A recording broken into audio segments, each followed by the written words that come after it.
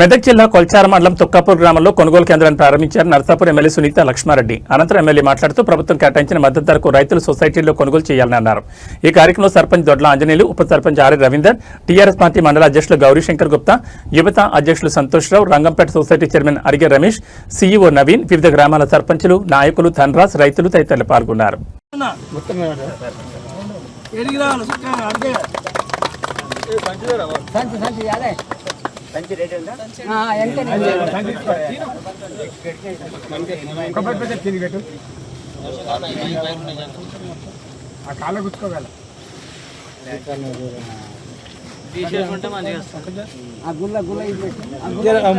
side